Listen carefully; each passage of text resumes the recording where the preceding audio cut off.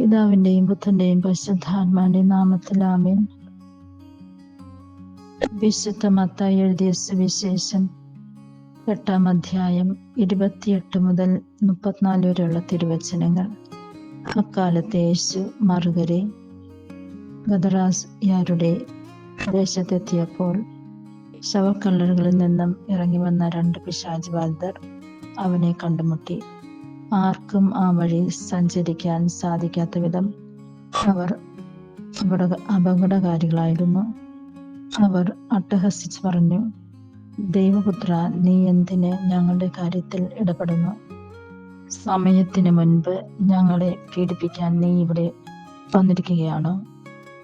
അവരിൽ നിന്നും അല്പമകലെ വലിയൊരു പന്നിക്കൂട്ടം പറയുന്നുണ്ടായിരുന്നു. പിശാചുക്കൾ അവനോട് അപേക്ഷിച്ച്, നീ ഞങ്ങളെ പുറത്താക്കുന്നെങ്കിൽ ആ പന്നിക്കൂട്ടത്തിലേക്ക് അയക്കണമേ. അവൻ പറഞ്ഞു, പോയിക്കൊള്ളുവിൻ. അവ പുറത്തു വന്ന് പന്നികളിൽ പ്രവേശിച്ചു. പന്നിക്കൂട്ടം മുഴുവൻ കിഴക്കാൻ തൂക്കായ നിരത്തിലൂടെ പാഞ്ഞു ചെന്ന് കടലിൽ മുങ്ങിച്ചത്തു.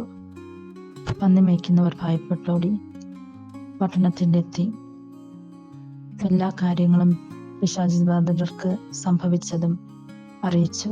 അപ്പോൾ പട്ടണം മുഴുവൻ യേശുവിനെ കാണാൻ പുറപ്പെട്ടു വന്നു. അവർ അവനെ കണ്ടപ്പോൾ തങ്ങളുടെ അതിർത്തി വിട്ടുപോകണമെന്ന് അപേക്ഷിച്ചു.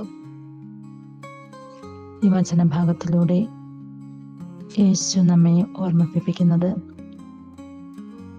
യേശുവിൻ്റെ അധികാരം തന്നെയാണ്. പിശാചുക്കളുടെ മേലും യേശുവിന് അധികാരമുണ്ട്.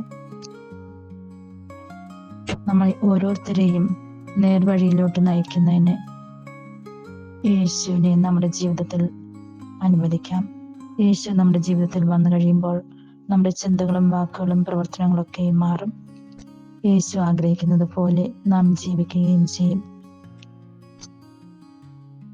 യേശുവിനെ അനുകരിച്ച് ജീവിക്കാം. യേശു പറയുന്നത് നമ്മൾക്ക് ചെയ്യാം.